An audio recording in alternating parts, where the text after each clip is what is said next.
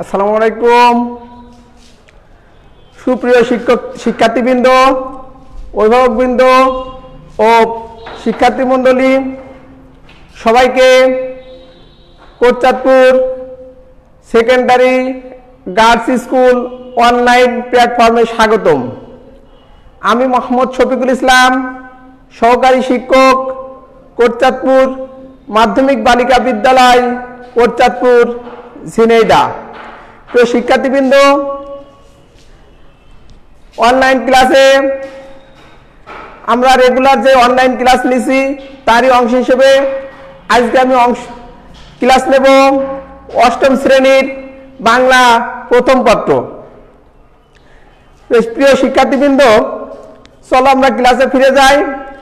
তো বন্ধুরা, আমরা তোমাদের কাছে একটা প্রশ্ন করি। বলো তো, আমাদের পল্লী কবিকে জসিমউদ্দিন। জসিমউদ্দিনের লেখা তোমাদের পাঠ্য বইয়ের একটা কবিতা আছে, তোমরা কি জানো কি কবিতা? কি? রূপাই। হ্যাঁ, রূপাই। তাহলে আজকে আমাদের পাঠের বিষয় আছে রূপাই।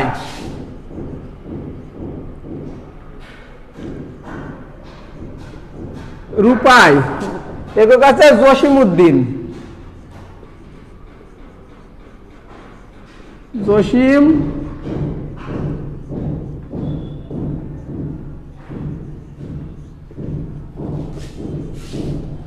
জসিমউদ্দিন রূপাই, লেখক আছে জসিমউদ্দিন। তো শিক্ষার্থী বন্ধুরা, তোমরা যারা এবছর আমাদের শিক্ষা সফরে গিয়েছিলে তারা নিশ্চয় জসিমউদ্দিনের বাড়ি চেনো। আজকে আমাদের সেই জসিমউদ্দিনের পাঠ্য বিষয় নিয়ে আলোচনা। তো চলো আমরা জসিমউদ্দিন সম্পর্কে জানি। জসিমউদ্দিন সম্পর্কে একটু জেনে নিই। নাম আছে জসিমউদ্দিন। তাহলে লিখে নাও, তোমরা খাতা বের করো এবং বইয়ের 117 নম্বর পেজ বের করো এবং খাতায় লিখে নাও, নাম আছে জসিমউদ্দিন। নাম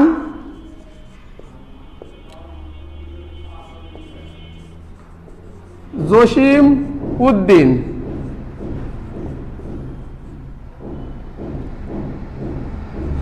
তোমরা জসিমউদ্দিনের নামের বানানটা খেয়াল করো। উদ্দিন আছে রসু দ হ্যাশ দ দীর্ঘি দন্তন্য। জসিমউদ্দিন নাম, জন্ম 1 জানুয়ারি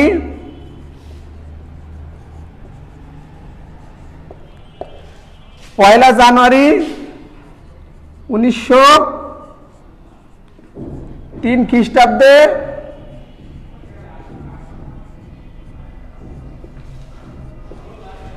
পয়লা জানুয়ারি 1903 খ্রিস্টাব্দে। কোথায়? ফরিদপুর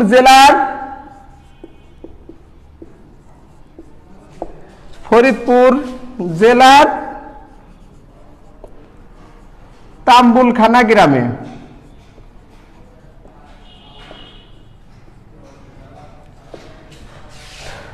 তাহলে জন্ম হলো কত? 1 জানুয়ারি 1903 খ্রিস্টাব্দের ফরিদপুর জেলার তাম্বুলখানা গ্রামে। তাম্বুলখানা আছে তার মাতুলালয়, অর্থাৎ মায়ের বাপের বাড়ি। তার বাপের বাড়ি আছে, তার বাবার বাড়ি আছে গোবিন্দপুর। এটুকু লিখে নাও। জন্ম। পিতার নাম, জসিমউদ্দিনের পিতার নাম আছে আনসার উদ্দিন মোল্লা। আনসার উদ্দিন মোল্লা। জসিমউদ্দিনের পিতার নাম হলো কি? আনসার উদ্দিন মোল্লা। তাহলে নাম আছে জসিমউদ্দিন, জন্ম আছে 1 জানুয়ারি 1903 খ্রিস্টাব্দের ফরিদপুর জেলার তাম্বুলখানা গ্রামে মাতুলালয়, এবং তার পিতার নাম আছে আনসার উদ্দিন মোল্লা।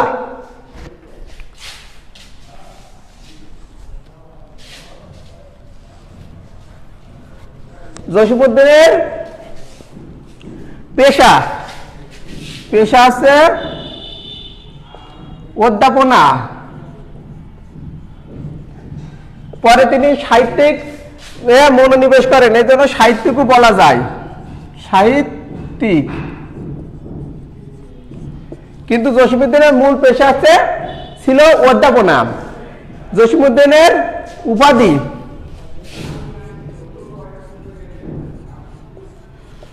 আছে পল্লী কবি।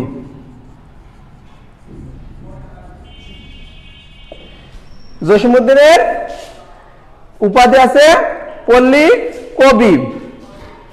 তার কাব্যগ্রন্থ বা সাহিত্যকর্ম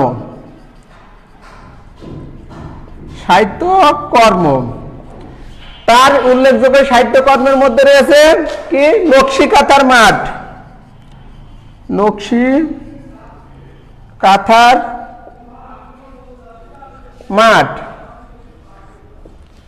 নকশিকাঁথার মাঠ, সজন বাদিয়ার ঘাট,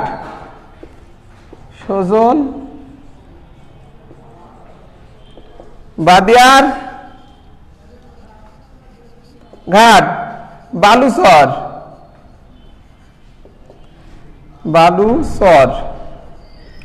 তারপরে কি রাখালি,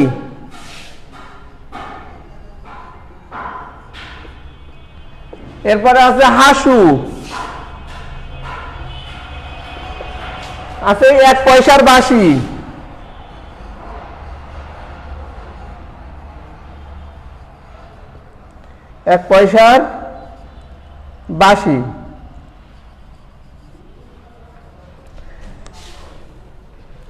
তাহলে জসীমউদ্দিনের উল্লেখযোগ্য কাব্যগ্রন্থের মধ্যে রয়েছে কি নকশিকাঁথার মাঠ, সজন বাদিয়ার ঘাট, বালুচর, রাখালি, হাসু, 1 পয়সার বাঁশি। তাহলে এটুকু লিখে নাও।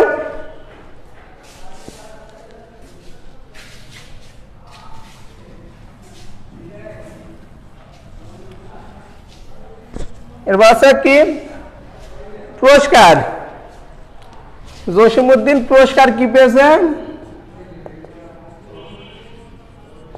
পুরস্কার পেয়েছে 21 পদক। 21 পদক পুরস্কার আছে, 21 পদক।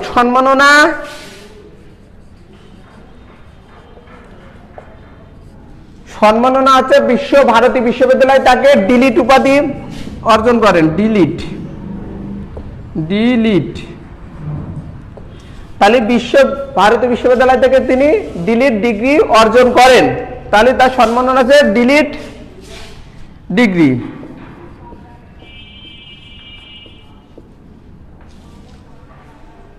এবার আছে জসীমউদ্দিন সর্বশেষ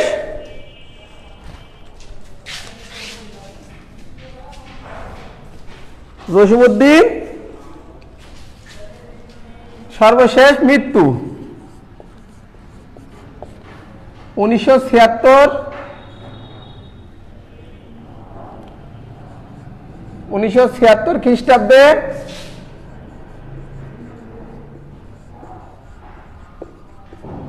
ঢাকায় মৃত্যুবরণ করেন।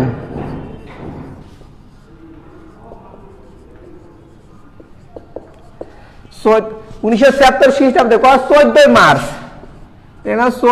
মার্চ। তাহলে জসীমউদ্দিন সর্বশেষ 1976 খ্রিস্টাব্দের 14 মার্চ ঢাকায় মৃত্যুবরণ করেন। তাহলে জসীমউদ্দিন গেল। জসীমউদ্দিনের জন্ম হচ্ছে 1903 সালের 1 জানুয়ারি ফরিদপুর জেলার তাম্বুলখানা গ্রামে। তার পিতার নাম আনসারউদ্দিন মোল্লা, তার পেশা ছিল অধ্যাপনা। আর জসীমউদ্দিনের উপাধি আছে পল্লী কবি। তার উল্লেখযোগ্য সাহিত্য গ্রন্থের মধ্যে রয়েছে নকশিকাঁথার মাঠ, সজন বাদিয়ার ঘাট, রাখালি, বালুচর, হাসু, 1 পয়সার বাঁশি ইত্যাদি।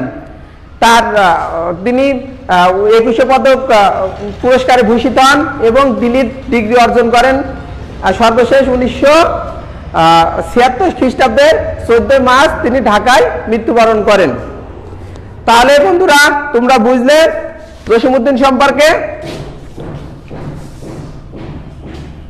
এবার চলো আমরা একটু কবিতাটা পড়ি, তোমরা একটু শোনো মনোযোগ দিয়ে কবিতাটা। রূপাই লিখেছে জসীমউদ্দিন। এই গায়ের এক চাষার ছেলে, লম্বা মাথার চুল, কালো মুখে কালো ভ্রমর, কিসের রঙিন ফুল।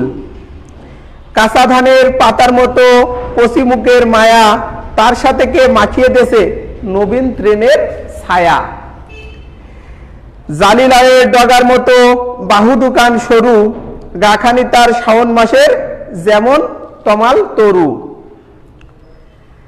বাদল ধোয়া মেঘে কে গো মাখিয়ে দিছে তেল, বিজলি মেয়ে পিছলে পড়ে ছড়িয়ে আলোর খেল।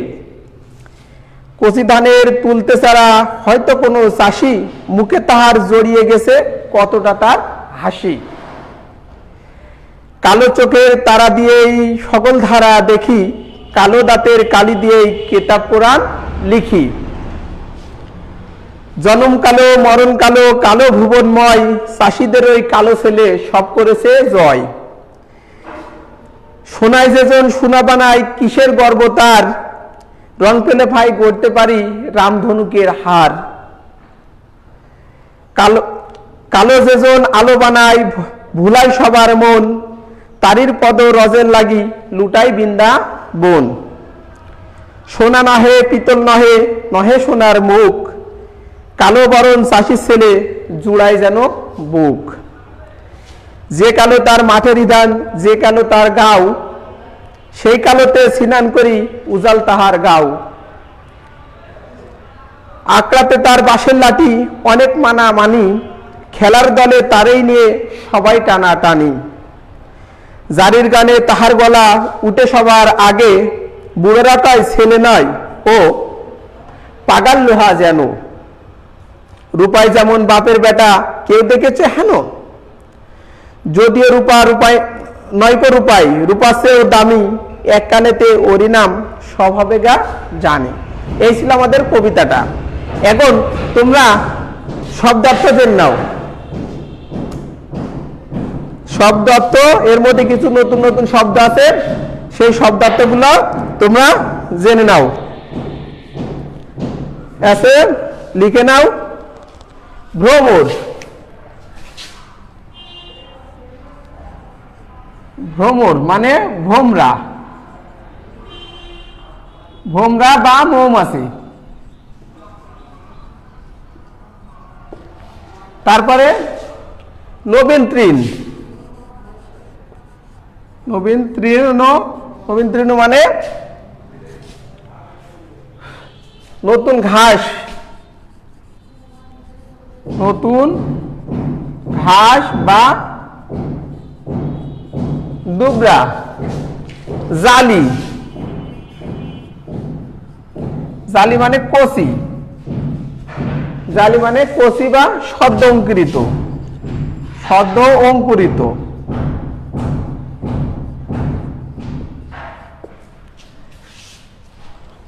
তারপরে আছে শাওন, শাওন মানে কি? শাওন মানে শ্রাবণ, শাওন মানে শ্রাবণ। তাহলে এটুকু তোমরা লিখে নাও।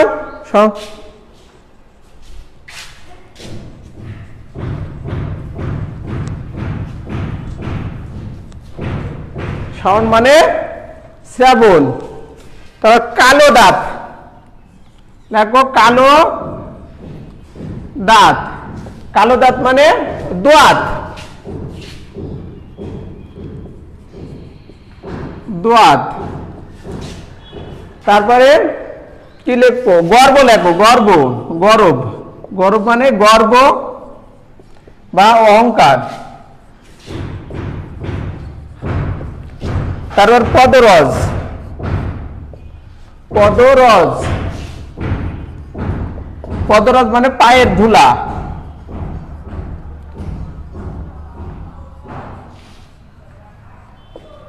পদরজ মানে পায়ের ধুলা। সিনান,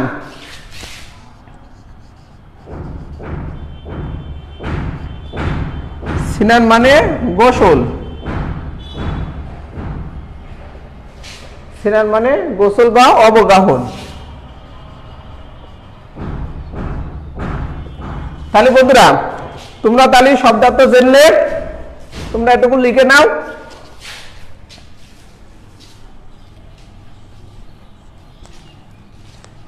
এবার চলো আমরা কবিতাটা একটু বিশ্লেষণ করি। লেখক এই কবিতায় কি বলেছেন আমরা একটু দেখি।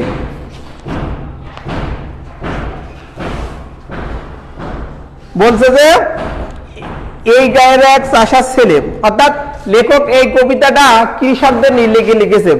এই প্রাকৃতিক সৌন্দর্যের বাংলাদেশের গ্রাম্য প্রকৃতি হচ্ছে অত্যন্ত সুন্দর, দেখলে চোখ জুড়িয়ে যায়। সেই প্রাকৃতিক দৃশ্যের সাথে এদেশের চাষারা কতভাবে মিশেছে। চাষি যাদের উপরে নির্ভর করে আমাদের দেশ চলে, আমরা খাওয়া দাওয়া করি, তাদের ধান ফলালে আমরা আজকে আমাদের পেটে ভাত যায়। সেই একজন কৃষকের বর্ণনা দিতে গিয়ে লেখক এই দেশের প্রাকৃতিক দৃশ্যের সাথে তুলনা করে এই কবিতাটা লিখেছেন। তাই বলছে এই গায়ের এক চাষা ছেলে, লম্বা মাথার চুল, কালো মুখে কালো ভ্রমর, কিসের রঙিন ফুল। লেখক বলছে যে একটা গ্রামের বর্ণনা দিয়েছে, যে গ্রামের একটা চাষা ছেলে আছে, যার হচ্ছে মাথার চুল হচ্ছে লম্বা এবং মুখটা হচ্ছে খুবই কালো, ভ্রমের মতো কালো। কিন্তু সেই কালোটাও বা তার সে দেখতে এতটাই সুন্দর যে রঙিন ফুল, যেটা দেখলে চোখ ধাঁধা লাগে, সেই ফুলকেও হার মানাবে। কিসের রঙিন ফুল? রঙিন ফুল তার কাছে কিছুই না, সেই কালো মুখের কাছে, সেই লম্বা মাথার চুলের কাছে সেই রঙিন ফুল কিছুই না। কাঁচা ধানের পাতার মতো কচি মুখের মায়া, তার সাথে কে মাখিয়ে দিয়েছে নবীন তৃণের ছায়া। কষে কাঁচা ধানের পাতার মতো, অর্থাৎ ধান যখন কাঁচা থেকে পাতা হচ্ছে সবুজ, দেখতে সুন্দর লাগে। তোমরা যদি কখনো মাঠ দেখো তাহলে দেখবা যখন ধান, এই যে এখন এই মৌসুমে মাঠে দেখবা সব কাঁচা ধান কেবলই বাইল বেরোচ্ছে, এই দেখতে অত্যন্ত সুন্দর।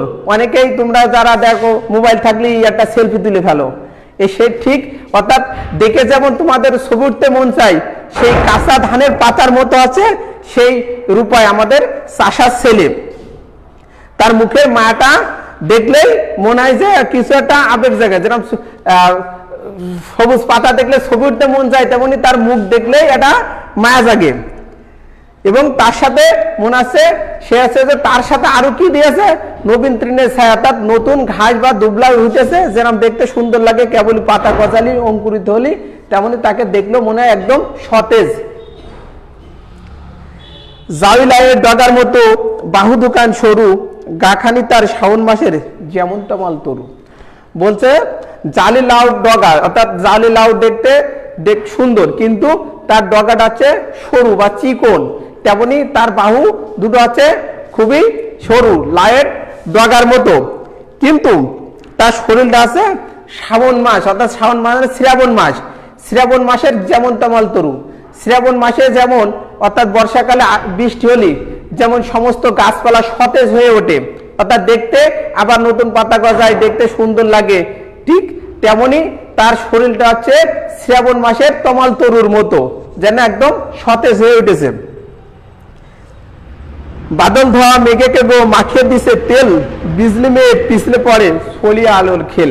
বলতেছে বাদল ধোয়া মেঘ, অর্থাৎ আষাঢ় শ্রাবণ মাসে বা বর্ষাকালে যেমন কালো মেঘ ছড়িয়ে যায়, এর মধ্যে যখন বিজলি চমকে আলো ছড়িয়ে দেয়, ঠিক তেমনি তার শরীরটা আছে কালো, কিন্তু তার দেখতে একদম বিজলি মেয়ের মতো যখন ছড়িয়ে দিয়েছে, অর্থাৎ তার গায়ে মনে আছে তেল চকচক করতেছে, তেল মেখে দিয়েছে, তার সাথে কেউ তেল মাখিয়ে দিয়েছে, অর্থাৎ কোনো কিছু তেল মাখালে যেমন চকচক করে, তার শরীরটাও ঠিক তেমন চকচক করছে, যেন আকাশে মেঘের মধ্যে বিজলি চমকাচ্ছে, ততটা উজ্জ্বল হয়েছে। কচি ধানের তুলতে ছাড়া হয়তো কোনো চাষি, মুখে তার জড়িয়ে গেছে কতটা তার হাসি। বলছে যে লেখক কচি ধান, অর্থাৎ কৃষকরা যখন ধানের পাতা তোলে বা চারা তুলে ধান লাগাবে, তখন তার মুখে একটা হাসি থাকে যে এই ধান এই ধান দিলে আমি এই ধানে এই কাজটা করব, এই ধানের আমি ভাত খাবো, সারা বছর যদি আমার ঘরে ধান থাকে তাহলে হয়তো আমার অভাব থাকবে না।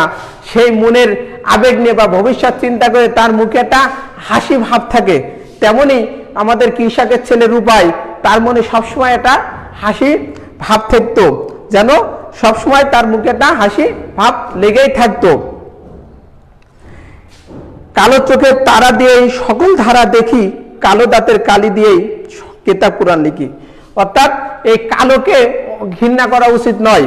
তাই বলছে লেখক যে তোমরা যে কালো নিয়ে অহংকার করো বা কালো নিয়ে ঘৃণা করো, সেই কালো চোখ দিয়েই তোমরা এই জগৎ বা এই পৃথিবীকে দেখো। আর এই কালো ও কালি দিয়ে আজকে কিতাব বা কুরআন লেখা হয়েছে, তাহলে কি এই কালোকে ঘৃণা করা উচিত নয়।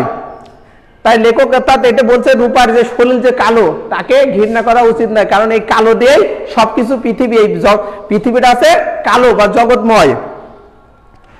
জনম কালো মরণ কালো, কালো ভুবন বয়, চাষিদের ওই কালো ছেলে সব করেছে বয়। অর্থাৎ এই পৃথিবীটা আছে সবকিছুই কালো, জনম কালো বা মৃত্যু কালো, সবকিছুই কালো। কিন্তু এই চাষির ছেলে, কালো ছেলে সবকিছু আজকে জয় করেছে। সোনায় যেজন সোনা বানায়, কিসের গর্ব তার, রং পেলে ভাই গড়তে পারি রামধনুকের হার। কছে যেজন বা যে লোক সোনা দিয়েই সোনার গহনা বানায় বা সোনা দিয়েই সোনা বানায়, তার আবার কিসের গর্ব, কিসের অহংকার? কারণ সে তো সোনা দিয়েই সোনা বানাচ্ছে। সে যদি রূপা দিয়ে সোনা বানাতো তাহলে তার একটা অহংকার থাকতো, কিন্তু সোনা দিয়েই তো সে সোনা বানাচ্ছে। তেমনি আমি যদি রং পাই, তাহলে আমিও রামধনুকের হারের মতো, অর্থাৎ রামধনুক এর গড়তে পারি, রামধনুকের হার আমিও গড়তে পারি। তাহলে সোনা দিয়ে যদি সোনা বানায়, তার কিসের গর্ব? আমিও যদি রং পাই, তাহলে আমিও রামধনুকের হার গড়তে পারি। কালোই যেজন আলো বানায়, ভুলাই সবার মন, তারই পদ রজের লাগি লুটাই বৃন্দাবন। এখানে লেখক ভগবান কৃষ্ণের কথা উল্লেখ করেছেন, বলেছে যে কালোই যেজন আলো বানায়, ভুলাই সবার মন, তারই পদ রজের লাগে লুটাই বৃন্দাবন। বৃন্দাবন একটা হিন্দুদের তীর্থস্থান, যেখানে কৃষ্ণর পদচরণ ছিল বা কৃষ্ণ থাকতো, সেই বৃন্দাবনের কথা বলেছে। এবং সেই কালো মানুষ, কৃষ্ণর চেহারা ছিল অত্যন্ত কালো, নামই কৃষ্ণ। সেই কৃষ্ণ কি করেছে? মানুষকে সবারই ভালো করেছে, অর্থাৎ কালোকে সে আলো বানিয়েছে, এই জগৎটাকে সে আলো বানিয়েছে। এবং তার পায়ের ধুলো নেওয়ার জন্য বা কি করছে, মানুষ সবসময় বৃন্দাবন যাচ্ছে, তীর্থস্থান, তাকে সেই জায়গাটা তার সে যে জায়গাটা চড়ে বেরিয়েছে, যে জায়গায় হেঁটে বেরিয়েছে, সেই জায়গায় একটু যাওয়ার জন্য, সেই ধুলো একটু মাখার জন্য। তাহলে সেই কৃষ্ণকে এখানে বলেছে যে সেই যে কালোকে আলো বানিয়েছে, তাহলে কালো নিয়ে কোনো কিছু বলা উচিত নয়, কালো বলে কারো খারাপ চোখে দেখা উচিত নয়। সোনা নহে পিতল নয়ে, নহে সোনার মুখ, কালো বরণ চাষির ছেলে জুড়ায় যেন বুক। কছে যে সোনা নাই, পিতল নাই, সোনার নয়ে যেন সোনার মুখ। এই সবকিছু কালোকে বরণ করে নিলেই মনে হয় যে বুকটা জড়িয়ে যাচ্ছে। চাষির ছেলে কি আমরা যদি বড় নেই, তাহলে আমাদের বুকটা জড়িয়ে যাচ্ছে, তাকে দেখলে আমাদের বুক যেন জড়িয়ে যায় বা জুড়িয়ে যায়। যে কালো তার মাঠের দান, যে কালো তার গাও, সেই কালোতে স্নান করে উজাল তোরে গাও। কছে এই যে মাঠের ধান, এই মাঠের ধানও একসময় দেখলে মনে হয় যে সব কালো। বা কি বলছে, আমরা যে গ্রামের প্রাকৃতিক দৃশ্য সুন্দর, কিন্তু এই গ্রামের যে গাছপালা, এই গাছের ছায়াও কিন্তু কালো। তাহলে বলছে যে কালো মাঠের ধান, যে কালো তার গাও, অর্থাৎ এই গ্রামটাও কিন্তু কালো। কিভাবে? যখন গ্রামের সবুজ গাছ, বড় বড় গাছ দেখলি, এই গাছকে যখন ছায়া হয়ে যায়, তখন কিন্তু ওই জায়গাটাও কালো দেখা যায়, ছায়াটাও কিন্তু কালো। সেই কালোতেই, অর্থাৎ আবার পুকুরের পানি কালো, কাজলা দিঘি, সেই কালো বলতেছে সেই কালোতেই যেন স্নান করে এই উজ্জ্বল হয়ে যাচ্ছে, এই গ্রামটা যেন উজ্জ্বল হয়ে যাচ্ছে। অর্থাৎ রূপার সাথে তুলনা করেছে, তার কারণে আজকে এই গ্রামটা একদম উজ্জ্বল হয়ে যাচ্ছে, মানুষের কাছে বলার মতো মুখ হয়েছে, মানুষটাকে সবাই চেনে। এই গ্রামের রূপার নাম করলেই যেন চেনে সবাই এই গ্রামটাকে। আঁকড়াতে তার বাঁশের লাঠি, অনেক মানা মানি, খেলার দলে তারে নিয়ে সবার টানাটানি। বলতেছে গ্রামে লাঠি খেলা হতো আগে, এখন আর সহজে দেখা যায় না। সেই লাঠি খেলা এখনো দু এক জায়গায় হয়। সেই লাঠি খেলাতে, অর্থাৎ আঁকড়াতে তার লাঠি নিয়েই সবাই টানাটানি করতো, তারে সবাই মানতো। সে যা বলতো, যে নির্দেশ দিত, সে অর্থাৎ সে ছিল লিডার বা নেতা, বা কি কয় দলনেতা, বা কি বলে ক্রিকেট খেলায় অধিনায়ক। সেই ছিল মূলত অধিনায়ক, অর্থাৎ তাইরাই সবকিছু মেনতো। ক্রিকেট খেলায় যেমন যে অধিনায়ক থাকে, সে যেভাবে নির্দেশনা দেয় ঠিক সেভাবে চলে। তেমনি ওই যে সময়, সেই সময় তো ক্রিকেট খেলা ছিল না, তখন ছিল লাঠি খেলা, হাডুডু খেলা। সেই লাঠি খেলার সময় এই রূপাইয়ের নির্দেশে তাকেই সবাই মেনে চলতো। খেলার দলে তারে নিয়ে সবার টানাটানি, অর্থাৎ খেলার সময় তারে নিয়ে দলে টানাটানি করতো যে তুমি আমার দলে এসো, আমরাই তোমার যে ভালো প্লেয়ার তাকে নিয়ে সবাই যেরকম টানাটানি করে, যেরকম ফুটবল খেলায় বা ক্রিকেট খেলায় গ্রামে খেলা হলে হায়ার করে নিয়ে যায় প্লেয়ার, ঠিক তেমনি তাকে নিয়ে টানাটানি করতো। জারির গানে তাহার গলা উঠে সবার আগে, শালসুন্দি বেদ যেন সকল কাজে লাগে। বলতেছে যখন গান হয় গ্রামে জারি গান, তখন তার গলা, অর্থাৎ তার গলা সবার আগে শোনা যায়। সে তার কণ্ঠটা এত সুন্দর যে তার গলা সবার আগে ভেসে ওঠে। শালসুন্দি বেদ যেমন সকল কাজে লাগে, তেমনি রূপাই আমার এমন একটা ছেলে যে কাজে লাগানো হবে তাকে সেই কাজে লাগবে, যখন ডাকা হবে তখনই তাকে আমরা পাবো। রূপাই যেমনই শালসুন্দি বেতের মতো। বুড়োরা কয় ছেলে নয় ও পাগাল লোহা যেন, কচ্ছে বুড়োরা বলতেছে ও ছেলে নয় ও পাগাল লোহা, অর্থাৎ শক্ত ইস্পাতের মতো লোহা, ও পাগাল লোহা, ও কোনো ছেলে নাই। রূপাই যেন বাপের বেটা, কে হেনেছে জানো? রূপাইটা সেটা বাপের বেটা ছেলে, অর্থাৎ তার মতো কেউ কি তোমরা কখনো দেখেছো? সে একটা পাগাল লোহা, তার মতো কেউ তোমরা কখনো দেখতে পেরেছো? সে একটা বাপের বেটা। যদিও রূপা নয়কো রূপাই, রূপা সে দামি এককালেতে ওরি নাম স্বভাবে গা জানি। কচ্ছে যদিও রূপাই, রূপাই নয়, রূপার চেয়ে, অর্থাৎ রূপা শুধু রূপায় নয়, রূপার চেয়েও দামি। এককালেতে ওর নাম সমস্ত গ্রামে ছড়িয়ে বেড়াবে, সব জায়গায় ওর নাম হবে, সে আছে রূপাই। তে এই ছিল আমাদের কবিতাটা। তে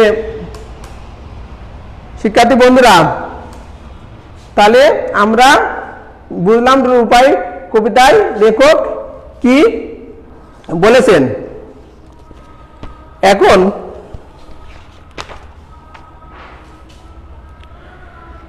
অর্থাৎ লেখক এই কবিতায় বলতে চেয়েছেন যে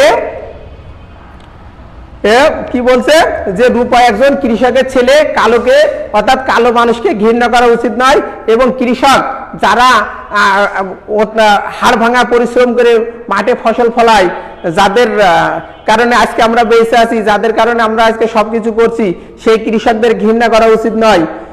এবং কালোকে তো অবশ্যই ঘৃণা করা উচিত নয়। কালো ভ্রমর বা কালো রঙিন ফুল সবকিছু, ধানের পাতা, কচি মুখের মায়া কৃষকদের প্রায় দেখতে পাওয়া যায়। কৃষকরা বাহুর দোকান কচি দায়ের মতো সবুজ মনে হয়। রোদে পুড়ে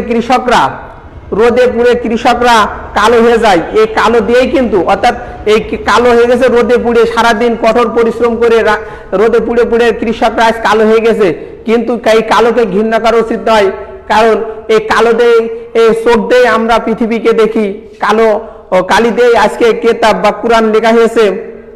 কবির মতে কৃষকদের শ্রমের সভ্যতা ইতিহাস সৃষ্টি হয়, অর্থাৎ কৃষকদের শ্রমের সভ্যতায় ইতিহাস সৃষ্টি হয়। জন্ম থেকে মৃত্যু পর্যন্ত সবকিছুই যেন কৃষকদের কালো, অর্থাৎ এই জন্ম থেকে মৃত্যু পর্যন্ত কৃষকদের সবকিছুই কালো। কারণ তারা জন্ম যখন গ্রহণ করে, কৃষকদের ফ্যামিলিতে হলে দেখা যাচ্ছে যে যখনই একটু কাজ করতে শেখে তখনই তারা রোদে পুড়ে কাজ করে বা উঠানের কাজ করে। যখন মা বা ধান ভাঙছে রোদে দেখা যাচ্ছে, বা ধান মারাচ্ছে, ঠিক তখনও দেখা যাচ্ছে সেই বাচ্চা ছেলেটাও ওই রোদে বসে থাকে। তাহলে এই এদের জন্ম থেকে মৃত্যু পর্যন্ত সবকিছু আছে কালো, আর এই কালোই হচ্ছে কৃষকদের পৃথিবীকে সবকিছু জয় করেছে। কালো কৃষকটি, যেই কালো কৃষকরাই আবার দেখা যাচ্ছে যে জারি গান, সারি গান, জারি সারি বা আপনার লাঠি খেলায় এরাই সবসময় আবার অংশগ্রহণ করে মানুষের বিনোদন দিয়েছে। তাই অর্থাৎ এই কৃষকরাই আছে আজকে আমাদের এই সবকিছুর মূল। কৃষকরা ছাড়া আজকে এই বাংলাদেশ এত সুন্দর হতো না। কৃষকদের সাথে তাই লেখক এই প্রকৃতির দৃশ্যের সাথে কৃষকদের তুলনা করে এই রূপাই কবিতাটা লিখেছে। রূপাই কবিতাটা লেখকের নকশিকাতা মাঠের অংশচিত্র, নকশিকাতা মাঠের নায়ক আছে রূপাই, সেই রূপাই থেকেই এই কবিতাটা নেওয়া হয়েছে। তো এতক্ষণ যে আমরা আলোচনা করলাম, চলো আমরা দুটাটা, তোমরা এতক্ষণ কি শিখলে আমরা একটু দেখি। তোমরা এতক্ষণ কি জানলে তা আমরা একটু দেখি। তোমরা মনে মনে লেখো। একটা আছে প্রশ্ন দিই, লেখো, আমি পরে উত্তর বলে দিচ্ছি। রূপাই কবিতাটা কোন কাব্যগ্রন্থে নেওয়া হয়েছে? আমি বলছি তোমরা রূপাই কবিতাটা কোন কাব্যগ্রন্থ থেকে নেওয়া হয়েছে? রূপাই কবিতাটা তাহলে কোন কাব্যগ্রন্থ থেকে নেওয়া হয়েছে? নকশিকাঁথার মাঠ। মিলাই নাও, নকশিকাঁথার মাঠ। কালো দাঁত শব্দের অর্থ কি? কালো দাঁত শব্দের অর্থ হচ্ছে দোয়াত। তারপরে চাষির ছেলের গা খানি কেমন? চাষির ছেলে গা খানি কেমন? চাষির ছেলে গা খানি হচ্ছে সবুজ তমাল তরুর মতো, শ্রাবণ মাসের বা শ্রাবণ মাসের তমাল তরুর মতো। চাষার ছেলে বাহু কিসের মতো? চাষার ছেলের বাহু কিসের মতো? জালি লয়ের ডগার মতো। জালি লয়ের ডগার মতো। এবং সবশেষে আরেকটা প্রশ্ন তোমাদের বলি, তোমরা উত্তর করো পারো কিনা দেখো। রং পেলে কি করতে পারি? রং পেলে আমরা রামধনুকের হার গড়তে পারি। তো একটা বাড়ির কাজ লিখে নাও তোমরা। বাড়ির কাজ, বাড়ির কাজ, বাড়ির কাজ লেখো। কালো চোখের তারা দিয়ে, কালো চোখের তারা দিয়ে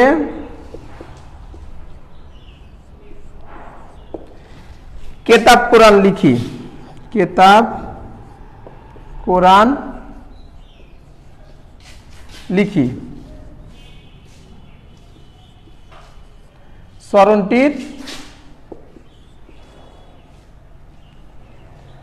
চরণটির ব্যাখ্যা করো। ব্যাখ্যা করো। তাহলে বাড়ির কাজ লিখে দাও। কালো চোখের তারা দিয়েই কেতাব কোরআন লিখি বা সকল ধারা দেখি, এর চরণটির ব্যাখ্যা করো। এই ছিল আমাদের মূলত আজকের আলোচনা। তো শিক্ষার্থী বন্ধুরা সবাইকে ধন্যবাদ। দেখাবে ইনশাল্লাহ আবার আগামী ক্লাসে। ততক্ষণ বাড়িতে থেকো, সুস্থ থেকো। খোদা হাফেজ। ধন্যবাদ।